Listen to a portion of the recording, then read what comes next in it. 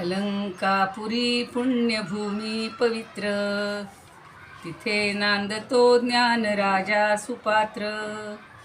तया आठविता महापुण्यराशी, नमस्कार माझा सद्गुरु ज्ञानेश्वरासी. नमो नंताय शुद्धाय कूटस्थायात्मने नमः. प्रेमांबुधिविहाराय ज्ञानराजाय ते नमः. माधुर्यरसकल्लोलां शिवशक्तिस्वरूपिणीम् अमृतानुभवार्थाय वंदे ज्ञानेशनंदिनीं. ज्ञानदेव गुरु ज्ञानदेव तारू, उतरिल पैल पारू ज्ञानदेव. ज्ञानदेव माता ज्ञानदेव पिता, तोडील भव व्यथा ज्ञानदेव. ज्ञानदेव माझे सोय रे धाय रे, जीवलग निर्धारे ज्ञानदेव. सेना म्हणे माझा ज्ञानदेव निधान, दाविली निज खूण ज्ञानदेवे. ज्ञानियांचा राजा गुरु महाराव, म्हणती ज्ञानदेव तुम्हाईसे. मज पामरासी काय थोरपण, पायीची वहाण पायी बरी. ब्रह्मदिक जेथे तुम्हा ओळंगणे, इतर तुलने काय पुढे. तुका म्हणे नेणो युक्तीची आखोली, म्हणून ठेविली पायी डोई. म्हणून ठेविली पायी डोई. ज्ञानियांचा राजा गुरु महाराव, म्हणती ज्ञानदेव तुम्हाईसे. तुकारामांनी किती सुंदर लिहिलेले, सगळ्यांचंच आहे म्हणा ते. सेनानी पण छान म्हणलेलं आहे. आपलं आता सद्गुरु ज्ञानदेव अष्टक. चिराभ्यास संयोग सिद्धेर्बलाढ्य, बृहद्व्याघ्रशायी महान चांगदेव. निरीक्षाग्र कुड्यागतवीत गर्वः, समाधिस्थमूर्तिं भजे ज्ञानदेवं. समाधिस्थमूर्तिं भजे ज्ञानदेवं. क्वचित् तीर्थयात्रामिषेणाति नीत्वा, स्वस्वयं वेद्य तत्त्वं न जानासि विष्णोः. यतः प्रेषितः खेचरन्नामदेव, समाधिस्थमूर्तिं भजे ज्ञानदेवं. समाधिस्थमूर्तिं भजे ज्ञानदेवं. समाधिस्थमूर्तिं भजे ज्ञानदेवं. ज्ञानेश्वर महाराज की जय. पंढरीनाथ भगवान की जय. निवृत्ती ज्ञानदेव सोपान मुक्ताबाई, सर्वांना वंदन करूया. पंढरीनाथांना वंदन करूया. तुम्ही श्रोते जगदीश मूर्ती, तेथे माझी व्युत्पत्ती किती. बुद्धिहीन अल्पमती सलगी करीते. सर्वांच्या हृदयस्थ परमात्म्याला वंदन करून आज 33व्या ओवीपासून आपण पुढं पाहणार आहोत. कोणाला कालच्या ज्या झालेल्या आहेत 30, 31, 32 त्यापैकी बोलायचं असेल तर थोडं थोडं सांगा, पुढे आपण जाऊया. अनुराधाताईंनी छान आठवण करून दिली माझ्या चांगल्या विद्यार्थिनीची. खूप आनंद झाला. 32वी सांगू का? हो सांगा सांगा, पण 31वी कोणीतरी सांगा ना. कोण सांगते 31वी? 31 बोला. मी सांगते 31वी. हा सांगा सांगा. हां. सुख आणि दुःख हे दोन्ही एका पाठोपाठ येत असतात. ओवी म्हणा ना अगोदर. ओवी म्हणा ना, म्हणजे सगळ्यांना कळते ना. ऐसे या सुखपणे हां. नाही दुःख स्थिर होणे, मा सुख हे गणणे सुखाची काही. हां. सुख आणि दुःख हे एका पाठोपाठ येत असतात. परंतु कायम ज्याला सुखच आहे त्याला सुख आहे हे वाटत नाही. बरोबर. आपण सुखात आहोत ही कल्पना त्याला येत नाही. खरंय. त्याला सुखाची समजत नाही. हां. प्रत्येक जण त्याचा सुखाचाच असतो. त्याला दुःख म्हणजे काय माहिती नसतं, त्यामुळे त्याला सुख, आपण सुखात आहोत ही लक्षात येत नाही. बरोबर. सुख म्हणजे आनंद. आनंद स्वरूप अखंड आहे, त्याला आनंदाचे स्वरूप कसे कळणार? परमात्मा हा अखंड आनंद रूप आहे, त्याला दुःख संबंध म्हणजे काय माहित नाही. स्वयंप्रकाशित ताऱ्यांना जसे काळोख म्हणजे काय ठाऊक नाही, तसे परमात्म्याचे आहे. जिथे सुखाला खंडच नाही, त्याला सुखी म्हणणे कितपत योग्य ठरेल? खूप छान सांगितलं, सुंदर, छान छान.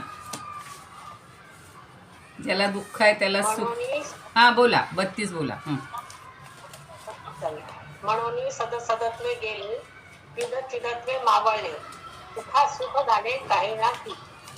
म्हणजे याचा थोडक्यात अर्थ असा आहे की एकाच्या नाट्याबरोबर दुसरे सुद्धा नाट पावले. म्हणजे असत संपले की सत सुद्धा संपते, जर संपले की चैतन्य संपते, आणि आनंद सुद्धा दुःखाला निवृत्त करू शकतो. सत आनंद ही परमात्म्याच्या आनंद स्वरूपातले नाट पावतात. बरोबर, छान. हो हो हो, थोडक्यात चांगलं सांगितलं. सच्चित आणि आनंद किंवा सुख ही तीनही पदं भगवंताच्या ठिकाणी काही लागू पडत नाहीत. त्या ठिकाणी त्या पदाची वाच्यता नाही. ताईंनी मग अशी छान सांगितलं, उर्मिला ताईंनी पण. आणि सुख हे आम्हाला सुख माहिती आहे म्हणजे कळतं का, तर आपण दुःखातून सुखाकडे जातो, किंवा आधी दुःख भोगलेलं असेल तर सुख म्हणजे काय. पण त्या भगवंताच्या ठिकाणी फक्त आनंद आहे, फक्त सुख आहे, आणि ते मिळवण्याचा आपण सगळेजण आता प्रयत्न करत आहोत. 33 झालं ना, 30, 31, 32. 32वी पण सांगितली ना, 30वी राहिली का मग सांगायची? 33वी चालू करायची. नाही, 33वी सुरू करते, पण म्हणजे काल आपण 30, 31, 32 घेतल्या होत्या ना. तिन्ही झाल्या त्या. बरं ठीक आहे, चल आता 33वी बघू. आता द्वंद्वाचे लवंचक, सांडोनी धुणीचे कंचुक, सुखमात्रची एक स्वये आथी. आता द्वंद्वाचे लवंचक, सांडुनी धुणीचे कंचुक, सुखमात्रची एक स्वये आथी.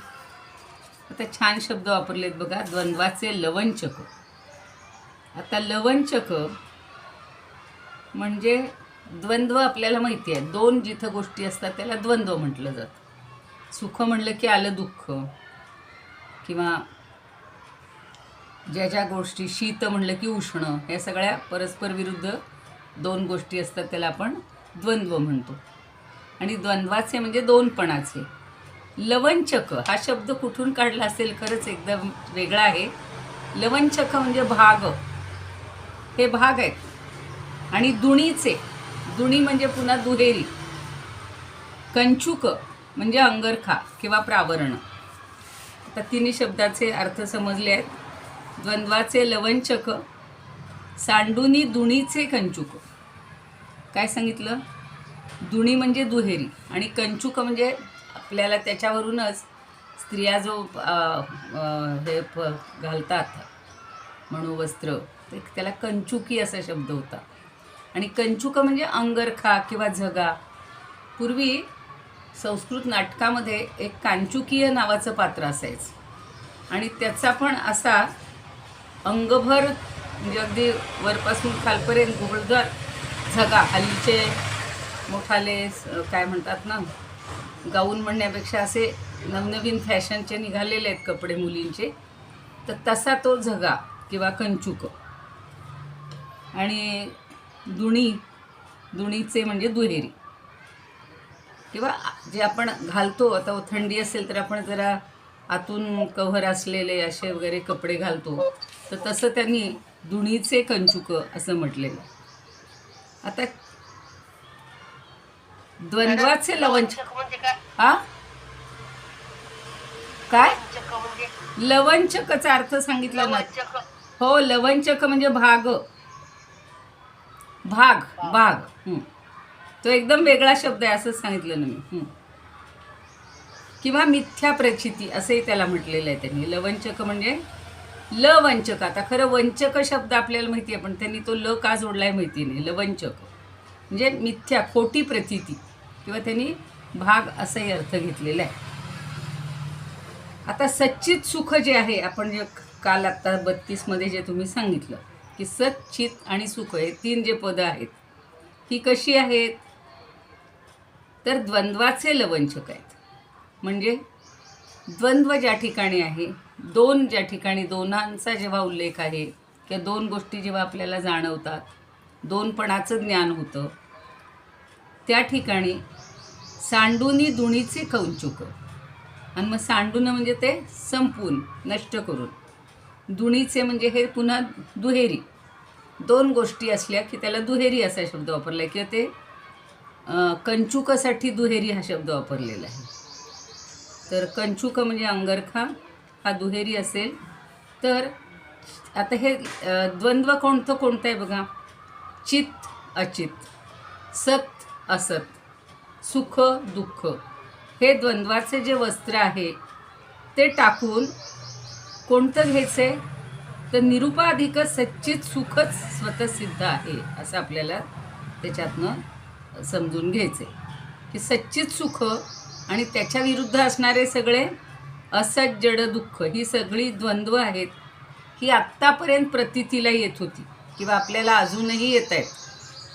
पण लवंचक म्हणजे ही मिथ्या प्रतीती आहे, खोटी प्रतीती आहे, किंवा तो त्याचाच भाग आहे, किंवा भास असं म्हणायचं असेल. भास आहे, भास. मी भाग हा शब्द ते मला अस्पष्ट दिसल्यामुळं म्हटलं भागला काही अर्थही मला कळेना. तर हा मिथ्या प्रतीती, भास होतो आपल्याला ह्या सगळ्या गोष्टींचा. आणि सच्चित अचित सुखासुख या द्वंद्वाला जर बाजूला सारलं, म्हणजे सच्चित आनंद किंवा सच्चित सुख हा एक भाग झाला, आणि त्याच्या विरुद्ध अचित, असत आणि दुःख, हे सगळं जर द्वंद्व दूर सारलं तर काय होईल हो? सुख मात्रची एक स्वये आथी, एकमेव सुखच त्या ठिकाणी शिल्लक राहतं, फक्त एकच. म्हणजे द्वंद्व संपलं, त्याचा दुहेरीपणा संपला, तो पडदा बाजूला झाला, पडदा म्हणू आपण. तर द्वंद्वाचा पडदा जर बाजूला झाला किंवा द्वंद्वाचं जे वस्त्र आहे ते जर प्रावरण बाजूला झालं तर काय उरणार आहे? फक्त केवळ सुख. सुख मात्रच शुद्ध स्वरूपाचं असतं. आणि म्हणून सुख फक्त आपल्याला चिरंतन मिळवायचं असेल, कायमचं मिळवायचं असेल, तर ही सच्चिदानंद ही पदं स्वरूपबोधक नाहीत किंवा त्याच्यापासून बाजूला होणारी पण नाहीत. तर सच्चित सुख हेच त्याचं स्वरूप आहे. याच्यापेक्षा ते वेगळं आहे असं सांगायची गरज नाही, किंवा ते एकमेव सच्चित सुखच स्वतःसिद्ध आहे. त्याला स्वयंभू आहे म्हणतो, तसं स्वतःसिद्ध आहे. तिथं वेगळं हे त्याच्या विरुद्धची पदं लावायची गरज नाही, किंवा हे 3 सारखं सांगायची पण आवश्यकता नाही. आता हे काय म्हणतात बघूया आपण. गुलाबराव महाराज ते असं म्हणतायत, म्हणून ये सदसदत्वे गेले, चिदचिदत्वे मावळले, तैसे सुखासुख झाले काही ना की. हे कालची ओवी झाली आहे. आता द्वंद्वाचे लवंचक, सांडुनी दुणीचे कंचुक, सुख मात्रची एक स्वये आथी. म्हणून आता काय आहे की असदासह सत गेलं, जडासह चित गेलं, ही कालची ओवी आहे. आणि दुःखासह सुखही नाही असं झालं. म्हणजेच परमब्रह्माच्या ठिकाणी काय आहे? सच्चिदानंदाची जाणीवच आता उरत नाही, स्फुरत नाही. म्हणजेच तिथे द्वंद्वाचा जो विरोधी 2 वस्तूंचा संबंध आहे तो सगळा सोडून द्यायचा, द्वैताचं वस्त्रही फेकून द्यायचं, आणि स्वतःसिद्ध एकटं केवळ सुखच पाहायचं किंवा सुखच आहे हे समजून घ्यायचं.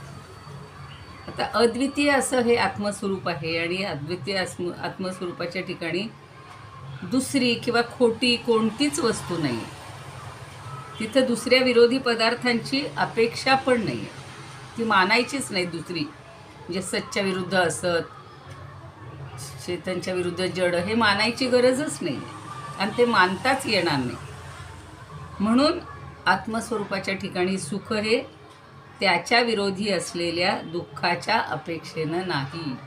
तर हे मुळातच कायम सुख आहे. पूर्वीही होतं, आजही आहे आणि उद्याही असणार आहे. तसाच आत्मसुखाचा भोग घेणारा जो दुसरा आहे आणि तो आत्मसुखाचा भोग घेऊन आत्म्याच्या ठिकाणी सुख आहे असे म्हणतो, असंही नाही. आता म्हणजे आपण समजा आत्मसुखाचा भोग घेणार आहे आणि तो आत्मा किंवा चिरंतन आत्मा हा वेगळा आहे असं नाही आहे. प्रत्येकालाच त्याची जेव्हा प्रचिती येईल त्यावेळेला तो सुखस्वरूपच होणार आहे. म्हणजे आत्मा हा सुखस्वरूपच आहे. तीच जाणीव त्याच्या ठिकाणी वेगळी स्फुरत नाही, तर तो आहेच. त्यामुळं द्वैत अद्वैत, ज्ञान अज्ञान, सुख दुःख ही जी सगळी द्वंद्व आहेत ही सगळी संपून जातात. ते आवरण टाकलून दिलं जातं किंवा ते वस्त्र फेकून दिलं जातं. त्याची गरजच उरत नाही. निर्विकल्प सच्चिदानंद स्थिती असते आणि ती स्वतःसिद्ध आत्मस्थिती आहे. शंकराचार्यांनी सुद्धा तैत्तिरीय उपनिषदात असंच काही सांगितलेलं आहे. तर आपण तैत्तिरीय उपनिषद उद्या वगैरे त्याचा विचार करू की हे सगळं फक्त एकमेव आहे. तिथे द्वैताचा कुठेच काय म्हणू उरतच नाही, पार उरतच नाही, द्वैत उरतच नाही. तर जोग महाराज काय म्हणतात बघूया.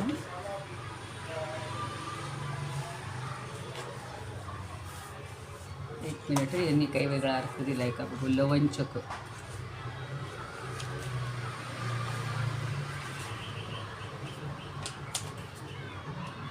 पोकळपणा बरं का. त्यांनी जोग महाराजांनी त्याला पोकळपणा किंवा निरर्थकत्व असं म्हटलेलं आहे. म्हणून सदसदत्वे चिदचिद नाही आता द्वंद्वाचे लवंचक सांडुनी दुणीचे कंचुक सुखमात्रची एक स्वयाती. तर हे द्वंद्वाचे जे लवंचक आहे म्हणजे पोकळपणा आहे, निरर्थकत्व आहे, हे सगळं सांडून टाकलं म्हणजे संपून टाकलं.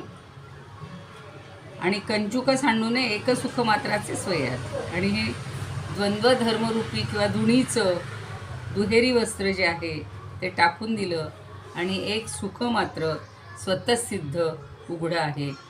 ते अगदी ज्याला आपण म्हणतो ना सूर्यप्रकाशा इतकं स्वच्छ आहे, त्याच्यावर दुसरी आवरणं असतील ती सगळी निघून जातात. आपल्याला एकदा त्याचा अनुभव आला की मग हे द्वंद्व कुठलंच जाणवणार नाही. द्वंद्वातीत होतो आपण, आपल्यालाही तो अनुभव येऊ शकतो. असं पुन्हा पुन्हा ते आपल्याला समजावून देतात.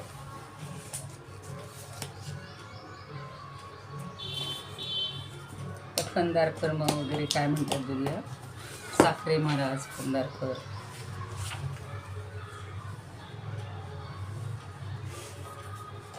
आजवर सुखानं आपल्या अंगावर सत आणि असत, अचित आणि चित, सुख आणि दुःख या द्वंद्वाचे जे लवंचक म्हणजे झिरझिरीत विरळ विरळ विरळ विरळ सुताचं दुप्पट केलेलं वस्त्र धारण केले होते. आणि छान ती कल्पना स्पष्ट करून सांगितली. आणि ते आता दूर टाकून एक सुखच आपोआप उघडे झाले. त्या सुखात असज्जड दुःख आणि सच्चिदानंद त्यांची व्यावर्तकता आणि जीव ब्रह्मैक बोधकता हा प्रकार समाप्त झाला. म्हणजे त्या गोष्टी आता उरल्याच नाहीत. सोपं लक्षात ठेवायचं की दुःख, जड आणि असत या गोष्टी आता उरल्याच नाहीत. कारण का की ते पहिल्यांदा असं झिरझिरीत वस्त्र दुहेरी, हल्ली पाहतो आपण इतके कपडे असे वर अगदी ट्रान्सपरंट ज्याला म्हणतो तसे असतात आणि मग आतून त्याला मात्र अगदी घालायचं जास्त आवरण. पण आता ते कधी गरज असते, वरचं फार पातळ असतं म्हणून. पण ही दोन्ही म्हणजे दोन्ही आवरणाची काही आवश्यकताच नसेल तेव्हा एकमेव फक्त सुखच त्या ठिकाणी उरणार आहे. बाकी सच्चित या दोन्ही गोष्टींची गरज राहणार नाही किंवा जे द्वंद्व आहे ते तिथं उरणार नाही. द्वंद्वाच्या पलीकडचे जसं शब्दांच्या पलीकडचे तसं सुख दुःखे समे कृत्वा वगैरे आपण जे 12व्या अध्यायात म्हणतो.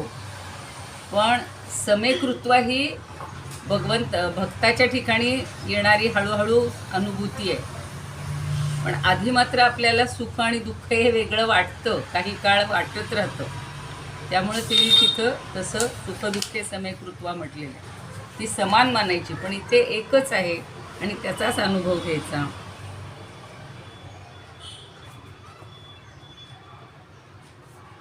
तर यांनी थोडं वेगळ्या ह्यांनी सांगितले बघा. आता द्वंद्वाचे लवंचक, तर हे भेदाचे जे मिथ्याज्ञान आहे.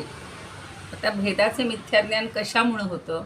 योगामध्ये हे तुम्ही शब्द ज्यांनी कुणी अभ्यासला असेल, योगाचा अभ्यास थोडा केला असेल, तर विक्षेप हा शब्द, चित्त विक्षेप म्हणजे विविध त्याच्यामध्ये ज्याला आपण संशय म्हणूया किंवा सतत अशा लहरी उठत असतात, शंका निर्माण होतात आणि ते विक्षेप आणि त्याला कारण अज्ञानाचं आवरण. सतत अज्ञानामुळं आपण एखादी गोष्ट ठामपणानं ओळखू शकत नाही. पण ते सगळं नष्ट झालं, आवरण नष्ट झालं, विक्षेप नष्ट झाले, अज्ञानाचं आवरण नष्ट झालं की केवळ सुख मात्र स्वस्वरूपानं असतं आणि ते आपल्याला भावतं किंवा समजतं. एवढंच फक्त. म्हणजे आता एकमेव जसं अद्वितीय ब्रह्म आहे, तसं त्या ब्रह्माच्या ठिकाणी एकमेव किंवा केवळ केवळ सुखच आहे आणि त्याचाच आपल्याला अनुभव येतो किंवा त्याचाच आपण अनुभव घ्यायचा, असं आता आपल्याला ज्ञानदेव समजावून देतो. 33वी ओवी, द्वंद्वाच्या पलीकडे जायचे आणि द्वंद्वाचं आवरण सोडून टाकायचं, त्याचा ऱ्हास करायचा, म्हणजे आपल्याला फक्त सुख प्राप्त होईल, ज्याची गणना करता येणार नाही, असं पुढच्या ओळीमध्ये सांगता येईल. आता द्वंद्वामुळं काय होतं? सगळं आपलं जीवन हे अर्थशून्य होतं. दुहेरी सतत माणूस द्वंद्वात राहतो. पण ज्या वेळेला त्या द्वंद्वाचा आपल्या अंगाला स्पर्शही होऊ न देता फक्त परमशिवस्वरूप सदा सर्वदा आनंद मात्रेने जो विद्यमान आहे, प्रकाशत आहे, त्या शिवाची फक्त आपल्याला जाणीव व्हायला पाहिजे. शिव म्हणजेच परमात्मा, असं मानसीताई पण सांगतायत. पण आता संस्कृत बघूया काय म्हणतायत, अजून त्यानंतर काही वाटलं तर घेऊ. 33मध्ये असं म्हणलंय, अधुना मृच्छलथम तुच्छम त्यक्त्वा तद्वन्द्वकञ्चुकम् अधुना मृच्छलथम तुच्छं त्यक्त्वा तद्वन्द्वकञ्चुकं सुखमात्रस्वरूपेण स्वयमास्ते च केवलम्. सुखमात्रस्वरूपेण स्वयमास्ते च केवलम्. जे केवळ सुख मात्रच आहे त्याचाच आता आपल्याला अनुभव घ्यायचा आहे. कारण द्वंद्वाचं हे आवरण किंवा मिथ्यात्व संपलेलं आहे आणि ते सांडून हे दुहेरी जे कंचुक आहे, वस्त्र आहे, ते आता फेकून दिलं. मला आता एकदम आठवण झाली, मागेही मी कधीतरी ते काव्य म्हणलेलं होतं, पण तिथे धागा धागा अखंड विणूया असं एक, म्हणजे ह्या वस्त्रावरून मला त्या सहज ओळी आठवायला लागल्या. बघा, आठवत असेल तुम्हाला. धागा धागा अखंड विणूया, विठ्ठल विठ्ठल मुखे म्हणूया, अक्षांशाचे रेखांशाचे उभे आडवे गुंफुनी धागे, विविध रूपी वसुंधरेचे वस्त्र विणिले पांडुरंगे. विश्वंभर तो विणकर पहिला कार्यारंभी, नित्य स्मरूया नित्य स्मरूया, धागा धागा अखंड विणूया.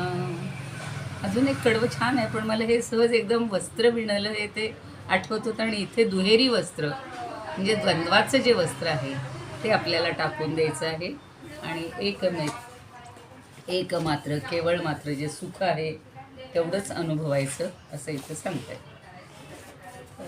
हे कुठं गेलं? स्वरूपानंद काय म्हणतात बघूया.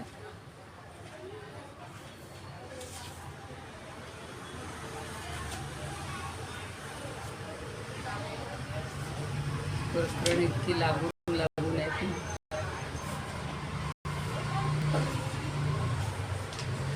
या परी द्वंद्वाचा संबंध सांडोन, या परी द्वंद्वाचा संबंध सांडोन, सर्वथा फेडोन द्वैत वस्त्र, सर्वथा फेडोन द्वैत वस्त्र, सुख दुःखातीत एकला आनंद, सुख दुःखातीत एकला आनंद, असे स्वयंसिद्ध निर्विकल्प, असे स्वयंसिद्ध निर्विकल्प. मला तो भगवद्गीतेतला आणि इथला थोडासा फरक एवढा जाणवतोय की तिथे सुखदुःखे समेकृत्व म्हणले, लाभा लाभो जया जयो, म्हणजे तिथे ते दोन द्वंद्व मानलेली आहेत, ती सामान्य माणसाला अनुभवायला येत असतात आणि ती एक करा, ती समान माना, समेकृत्वा. पण इथं म्हटलंय ती टाकूनच द्या, द्वंद्व संपवायचीच आहेत, फक्त सुखाचा अनुभव घ्यायचा आहे. म्हणून ही जरा एक पायरी वर अशी ज्ञानेश्वरी किंवा हे आपल्याला अमृतानुभवाचं थोडंसं वाटतंय की त्याच्यापेक्षा पुढे जायचं आहे, मनामध्ये द्वंद्व ठेवायचंच नाही आणि त्या द्वंद्वाला ओलांडून जायचं, अशी ही निर्विकल्प किंवा त्यांनी छान सांगितलं की असे स्वयंसिद्ध निर्विकल्प. तिथे विकल्प नाहीच आहेत, कुठलेच विकल्प मनामध्ये आणता कामा नाही. समजलं? पुढची घेऊया ओवी. ताई हां, एक विचारायचं, ह्या शब्दाचा अर्थ काय? व्यावर्तकता. व्यावर्तक म्हणजे काय? म्हणजे विशेषण आवर्तक, म्हणजे ते विशेष करून ओलांडून टाकायचं की त्याच्या पलीकडे जायचं, तिथे गुंतायचं नाही आहे. म्हणजे सुखाच्या विरुद्ध व्यावर्तक शब्द काय आहे? दुःख, किंवा दुःखाच्या विरुद्ध सुख, असा तो व्यावर्तक सारखाच आलेला आहे. त्यातूनही कुठं मिळतोय का बघते मी त्याचा अर्थ, अजून काही वेगळा स्पष्ट केलेला असेल कुणी तर. आणि तो त्यांच्या ह्याच्यानुसार आहेत ना, सगळे श्लोकानुसार आहे, तरी बघूया.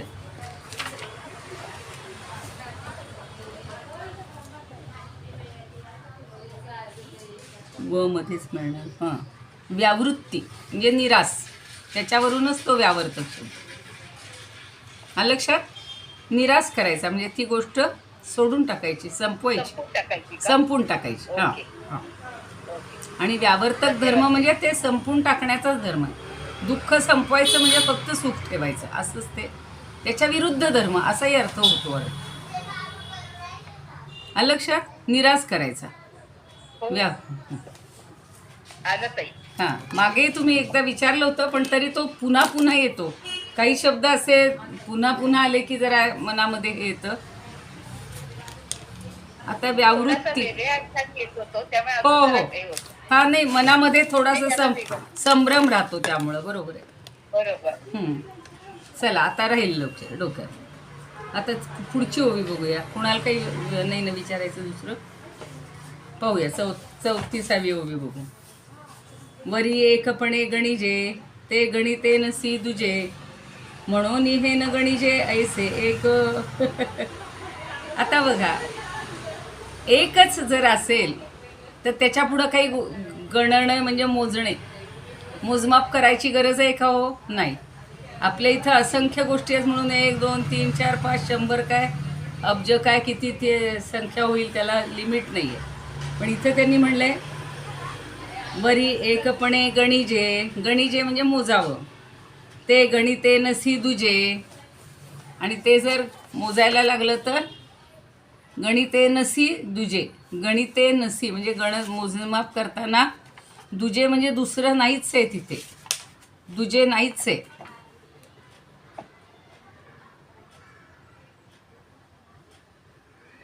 दुभे दिले, दुजे काही यांनी दिले. हां, दुजे म्हणजे भेद, पण दुजा भाव म्हणतो ना आपण, तो तिथे शब्द येतो बरोबर, दुजे.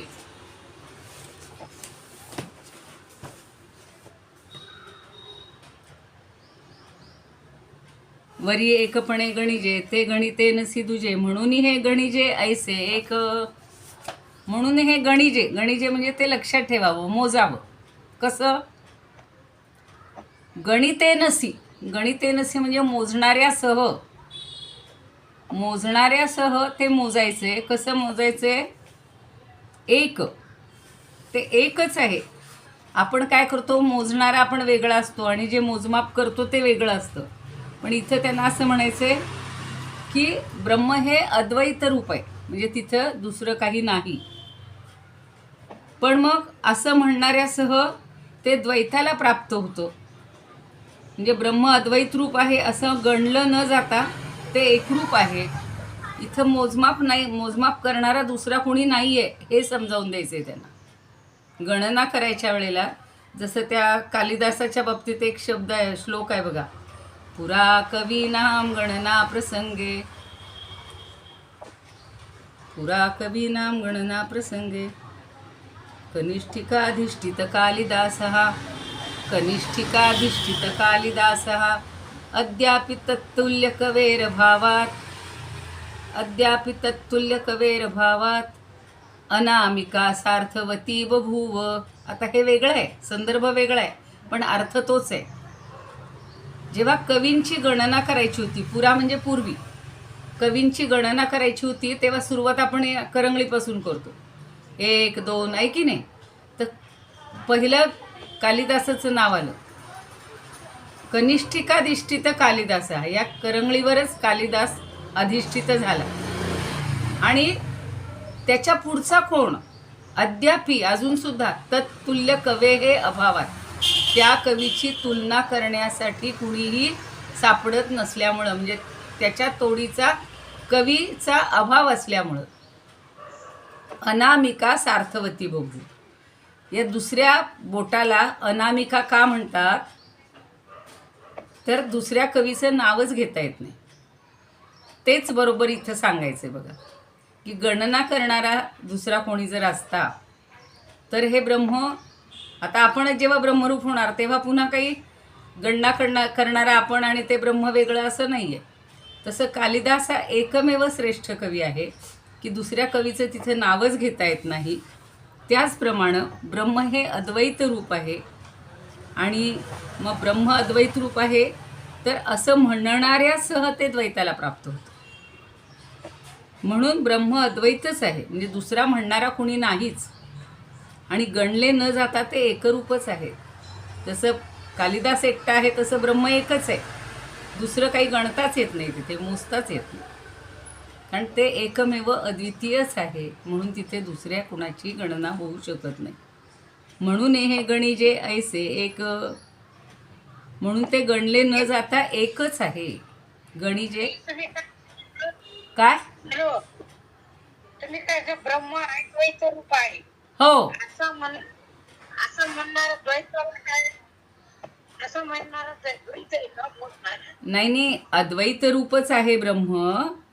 पण मग म्हणणारा दुसरा कोणी आहे का,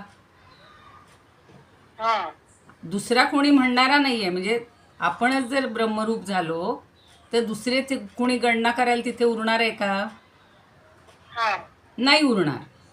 म्हणजे म्हणणाऱ्यासह जर म्हणायला लागला असा दुसरा कोणी तर तिथं द्वैत होईल.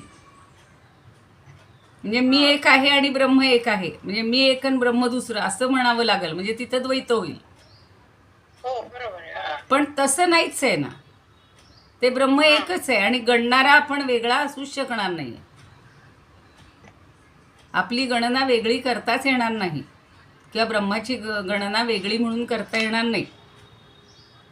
ते गणले न जाता एकरूपच आहे. म्हणजे आपण जसं आत्ता मी सांगितलं की इतके कवी झाले पण त्या कालिदासाच्या नंतर दुसऱ्याचं नावच घेता येईन कोणाचं, एवढा श्रेष्ठ तो कवी आहे. तसं परब्रह्म एकच आहे, त्याच्या पुढं दुसरं काही आहे असं दाखवताच येणार नाही. म्हणजेच ते एकमेव आहे, ते अद्वैत आहे. वरी एकपणे गणिजे, ते एकपणानंच त्याला गणायचे, मोजायचे. ते गणिते नसी दुजे म्हणून हे गणिजे ऐसे एक. जर ते मोजायला लागलो तर तिथे दोन गोष्टी होतील, दोन वाटतील. मोजणारा वेगळा आणि गणणार, ज्याची गणना करायची तो एक, असं होईल ना. म्हणून त्याची गणना होणारच नाही, गणना करताच येणार नाही, कारण ते एकटंच आहे. कशाबरोबर त्याची गणना करायची, नाही करता येणार. आता पुढची ओवी त्याच्याशी रिलेटेड आहे, ती छान आहे. लगेच हवी असेल तर ती घेऊया आपण, म्हणजे ही कल्पना तुमच्या लक्षात येईल. सुखांतोनी निघणे, ते सुखीये सुखी तेणे, हे सुख मात्राची कोणे अनुभवावे. आता सुख अंतोनी निघणे म्हणजे सुखातून निघणे. सुखाच्या आतून म्हणजे सुखातून आपण बाहेर पडू शकतो का? कायम ते सुख मॅडम, आहे. दुसरं उदाहरण हे आपण त्या ओळीचे 34व्या ओळीचे दुसरं उदाहरण द्या ना. हा देऊया ना मग ते पाहूया ना. मला वाटलं की त्याच्या जोडीची ती आहे तर ती पण समजा घेता येईल थोडीशी. याचं उदाहरण म्हणजे कसं आहे की हे एकमेवच परब्रह्म आहे आणि एकपणानं गणलं असता गणणारा सकट द्वैत होतं. समजा मी स्वरूपानंदाचं काय म्हणतात? हा स्वरूपानंद काय म्हणतात? हा ते घ्यायचंय ना, ते घ्यायचंय ना, अजून ते घ्यायचंय ना. अजून साखरे महाराज काय म्हणतात सांगते आधी, की एकपणानं गणलं असता गणणारा सकट ते द्वैत होतं. आता एकपणानं म्हणजे मी एकटीच ब्रह्म आहे असं समजू, तर इथं दुसरं कुणाची गणना करताच येणार नाही. पण जर मी गणना करायला लागले आणि दुसरं ब्रह्म आहे दाखवायला लागले तर तिथे द्वैत होईल. पण इथं दुसरं दाखवताच येणार नाहीये, म्हणून ते न गणता येण्यासारखं आहे. ते एकमेव आहे, एकच आहे, एवढंच लक्षात ठेवायचं. ते ब्रह्म एकच आहे आणि ते केवळ मगाच्या ओवीत सांगितलं तसं सुख मात्रच आहे. तिथं कुठलंही द्वंद्वाचं आपण आता झिरझिरीत तो पडदा आणि सगळं आवरण टाकून दिले. त्यामुळे हे ब्रह्म एकच आहे. तिथं त्याची मोजमाप करता येणार नाही. द्वैतातून किंवा डबल दुहेरी अशी मोजमाप करता येणार नाही. हां, आता तुम्ही म्हणता तसं संस्कृत पण सांगते आणि इतरांचंही म्हणणं सांगते. बघूया आता जोग महाराज काय म्हणतात बघूया.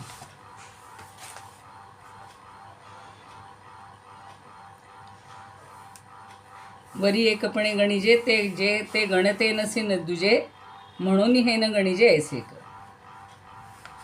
आता काय म्हणतात ते, की पूर्वी सांगितलेलं एक जे सुख आहे ते एकच आहे आणि असं जर बोटानं मोजायचं म्हणलं तर ते मोजता येणार नाही.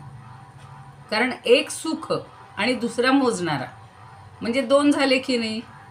पण तेव्हा दोन होतात, पण सुख मात्र ब्रह्माच्या ठिकाणी दुजेपणा नाहीच आहे, दुसरेपणा नाहीच आहे. ते एकपणानंच मोजता येत नाही. ते एकच आहे, त्यामुळे ते मोजता येत नाही. सुख मात्र स्थितीचा अनुभव सुख मात्र स्थितीलाच असणं शक्य नाही. हेच पुढील आता ओवीत सांगते, की सुखाचा अनुभव त्या स्थितीलाच पुन्हा कसा वेगळा येईल. काल आपण पाहिलं ना, सुखाला वेगळा सुखाचा अनुभव घेता येईल का हो? दुःखाला सुखाचा अनुभव घेता येईल, पण सुखाला घेता येईल का? नाही. म्हणजे ते दुसरं नाहीच आहे, तिथे दुसरं काहीच नाही, ते एकच आहे, एवढंच लक्षात ठेवायचं. म्हणून पुढची ओवी त्यांनी पुन्हा तशी सांगितलेली आहे. बघू आपण कंधारकर काय म्हणतात. सुख मात्र उरल्यानंतर ते सुख एक आहे अशी त्याची एक संख्येनं गणना करावी लागते आणि ती एक संख्याच गणना करण्यासह दोन होते. आता हे सुख आहे, मी सुख आहे असं म्हणायला लागलं तर मग तिथे आपल्याला दोन बोटं दाखवावी लागतील की मी वेगळा आहे आणि ते सुख वेगळं आहे. म्हणून त्याची गणना करता येत नाही. ते एकमेवच आहे, एवढंच लक्षात ठेवायचं. जास्त खोलात शिरायचंच नाही त्याच्यात. याच्यात काय म्हणतात बघूया. ती ब्रह्मवस्तू एक आहे असं एकपणानं गणलं असतं. गणणारा गण्य ब्रह्म आणि एकत्व संख्या हे द्वैत गळ्यात पडतं. म्हणूनच ती ब्रह्मवस्तू न गणता येण्यासारखी आहे. ज्ञानेश्वर महाराजांना काय म्हणायचं आता यांनी जरा जास्त सांगितले बरं का, देशपांडेंनी का दूत महाराजांनी. ते असं म्हणतायत, त्याची गणना करण्याकरता एक आहे असं म्हणायचं. तर मग काय होईल, गणना करणारा दुसरा कोणतरी आणावा लागेल तिथे, म्हणजे तिथं द्वैत होईल. मग द्वैताच्या सापेक्ष एकपणा नसून एकपणा हेच ज्याचं स्वरूप आहे असा तो आहे. दोनपैकी ते एक नाही आहे, ते एकच आहे. म्हणजे दुसरा कोणी नाहीच, म्हणून एकपणानंही तो गणला जात नाही. एकच आहे तर त्याची गणना काय करणार, एकच आहे तो. एकच्या पुढं काही असेल तर आपण 2, 3, 4 म्हणू शकतो.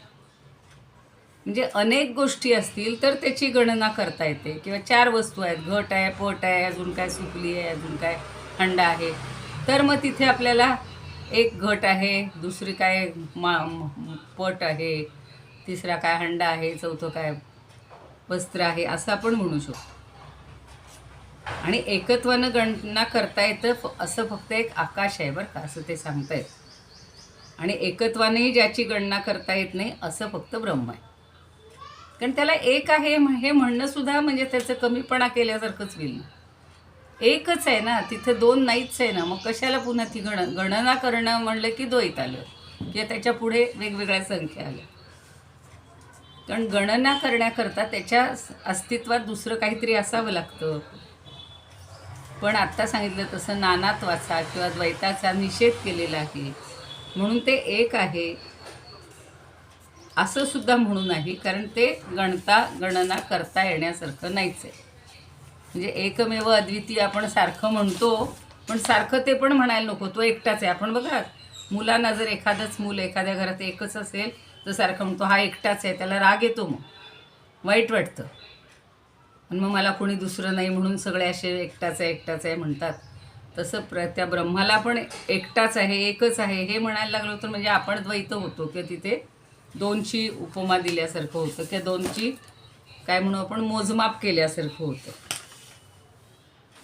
ठीक आहे, संस्कृत बघूया काय म्हणतात. आणि हे काय म्हणतात,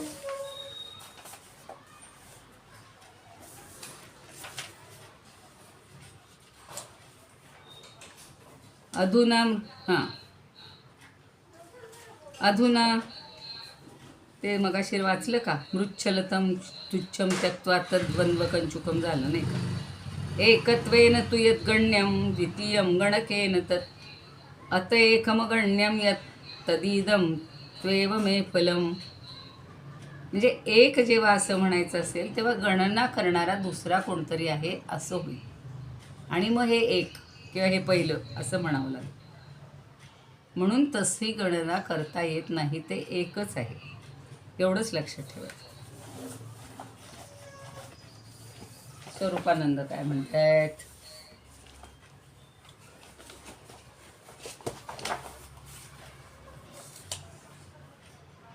एकद्वितीय ऐसे म्हणो जावे, एकद्वितीय ऐसे म्हणो जावे, तेथेची उठावे तरी द्वैत. म्हणून द्वैताचा संबंध मोडून, म्हणून द्वैताचा संबंध सोडून, एकपणाविण एकले जे, एकपणाविण एकले जे. आपण एकमेव अद्वितीय जेव्हा म्हणतो तेव्हा दुसरं कोणीतरी आहे असा अर्थ होईल. अद्वितीय म्हणजे दुसरा कोणी नाही, ते दुसरं कोणी नाही, ते एकटंच आहे हे सांगत असताना ही गणना होऊ शकणार नाही किंवा ती करण्याची गरज नाही, ते एकटंच आहे एवढंच लक्षात ठेवा. जास्त हे नको करायला. आता ज्या वेळेला घरात एकटीच व्यक्ती राहत असते, काही काही बघा खूप लोक असे एकटे राहत असतात, मग लोक म्हणतात तुमच्या इथं दुसरं कोणी नाही आहे का. आता ती जर सांगते की मी इथे एकटीच आहे, तर पुन्हा आपण असे प्रश्न विचारतो आणि त्याला नकळत थोडंसं हे केलं, त्याचं जे एकत्व आहे किंवा एकटेपण आहे ते दुखावल्यासारखं होतं. हे व्यवहारात होतं. आता हा तर एकटाच आहे, त्याला असं मोजमाप करून दुसऱ्यांनी मोजमाप करण्याची गरजच नाही आहे आणि ती करू नये. बी ए कुलकर्णी काही म्हणतायत का बघूया.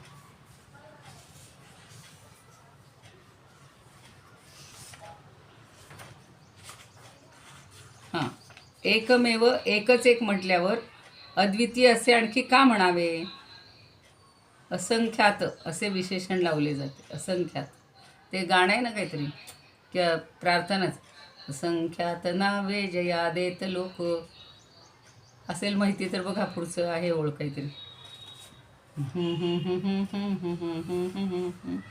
तर तो एकमेव आहे, त्यामुळे त्याला असंख्य नावं देऊन ही आपण विष्णू सहस्त्रनाम वगैरे त्याच्या कृतीमुळं त्याच्या गुणांमुळं वेगवेगळी नावं देतो, पण खरा तो एकमेवच आहे. त्याला इतकं हे करायची गरज नाही. कळलं का आता. तुम्हाला काही वेगळं वाटत असेल तर सांगा अनुराधाताई.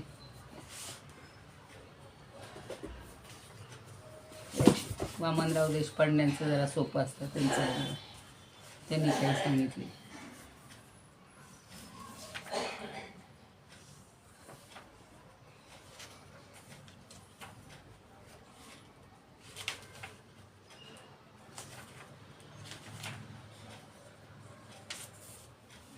तरी एकदा का द्वैत, आता यांनी जरा सोप्या शब्दात वामनराव देशपांडेंनी सांगितलेलं आहे की एकदा का द्वैत संपलं की अद्वैताचा एकाकार अनुभव आपण भोगायला लागतो. द्वैत पण संपले म्हणजे दुजे पण संपले, तरीही त्याचा एक म्हणू जावे तर ते द्वैत पण मोजणार आहे आणि तो मागे शिल्लक राहतोच. मोजणारा जो आहे तो शिल्लक राहतो. म्हणून होतं काय की त्या मोजणाऱ्यामुळं ते एकाकार झालेलं अद्वैत द्वैताच्या रूपानं पुन्हा नव्यानं उमलून येतं किंवा प्रगट होतं. याचा अर्थ असा की अद्वैती अनुभव हा मोजता न येण्याजोगा आहे, सांगता न येण्याजोगा आहे. उदाहरणार्थ, मी सुख भोगतो आहे असं आपण म्हटलं तर ते सुख भोगणारा मी आणि भोगल्या गेलेल्या सुखाहून वेगळा राहतो असा अर्थ होईल. आणि म्हणून हा अनुभव मीपणाच्या मुखातून जन्म घेतो. अनुभव आणि अनुभव व्यक्त करणारे माझे मुखातले शब्द हे द्वैतातून प्रगट होतात. त्यामुळं मीपणाही नको, मी वेगळा आहे हेही म्हणायला नको. तर मी सुखी आहे, मी सुख भोगतो म्हणत असताना मी हा पुन्हा तिथे द्वैताचा भाग येतो. आणि म्हणून इथं अद्वैताच्या अनुभवामध्ये फक्त एक, तो एकटा, एकमेव म्हणजे एकच एवढंच म्हणणं आवश्यक आहे. तिथे द्वैताचा विषय नको किंवा दुसरी गणना नको. द्वैत पण संपलं की दुजे पण संपलेलं आहे. ते बघा स्वरूपानंदांची आपण हे काय म्हणायचं,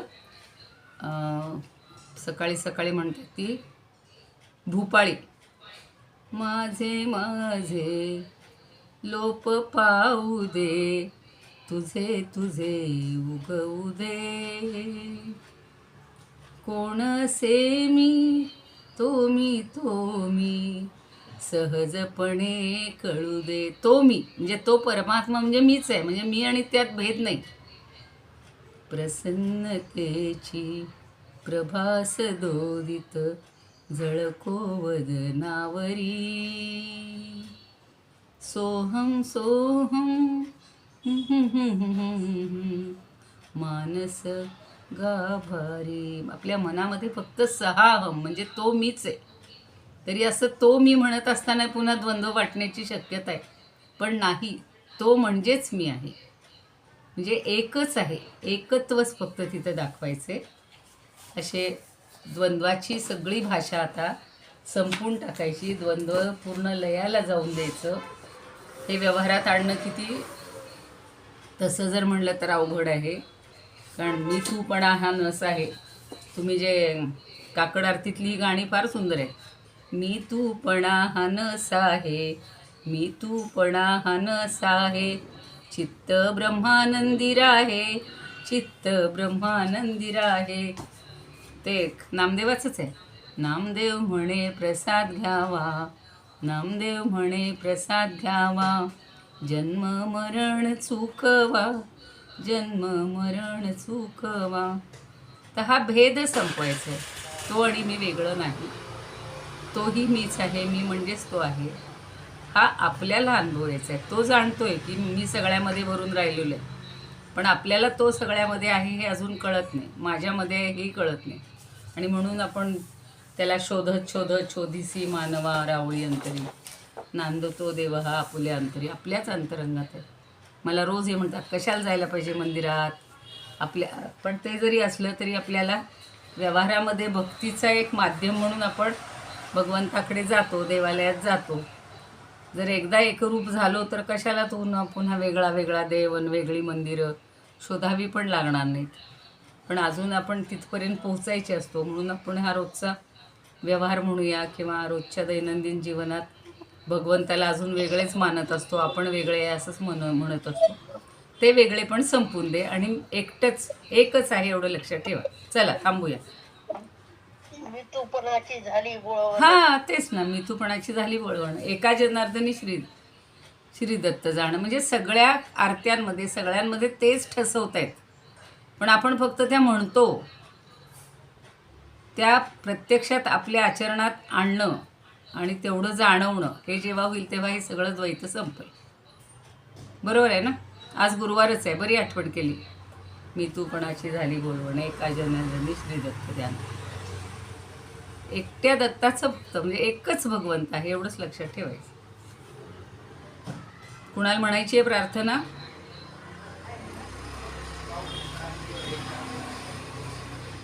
इदमुपकर्तुं भुवन मंडलम समुदि म्हणते मॅडम. म्हणा म्हणा म्हणा म्हणा हं. इदमुपकर्तुं भुवनमण्डलं समुद्रमिव भास्करं सादरं वन्दे ज्ञानेश्वरम्. त्रिभुवनमाता भगवद्गीता लोकमङ्गला लोकविश्रुता लोकहितं सततं ध्यायता येन ज्ञानेश्वरी विरचिता श्रीत्वा प्राकृतगिरं सादरं वन्दे ज्ञानेश्वरं सादरं वन्दे ज्ञानेश्वरम्. गीताशास्त्रं वाङ्गुदिकल्पं नवं तदीयं वयत्वचाल्पं विषयविपदां प्रातपनल्पं वाक्यज्ञेन च येन भूषितं सरस्वती मन्दिरं सादरं वन्दे ज्ञानेश्वरं सादरं वन्दे ज्ञानेश्वरम्. यत्र शारदा कृपा प्रसादः यस्य श्रवणात् परमानन्दः निहितो यत्र अमृतनिःस्सन्दः काव्यतत्त्वयोः कृतवन्तस्तत् रसायनं मधुरं सादरं वन्दे ज्ञानेश्वरम् सादरं वन्दे ज्ञानेश्वरम्.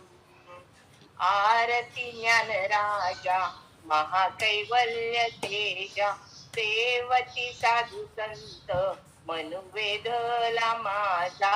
आरती ज्ञानराजा लोपले ज्ञान जोगी तनेण ते कोणी अवतार पांडुरंग नाव ठेविले ज्ञानी. आरती ज्ञानराजा कनकाचे ताटकरी उभ्या गोपिका नारी नारद तुंबरू सामगायन करू. आरती ज्ञानराजा महाकैवल्य तेजा देवती साधू संत मनवेधला माझा.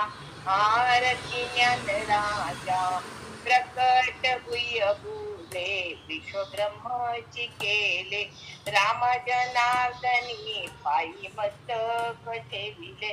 आरती ज्ञानराजा महाकैवल्य तेजा देवती साधू संत मनवेधला माझा. आरती ज्ञानराजा ज्ञानेश्वर महाराज की जय.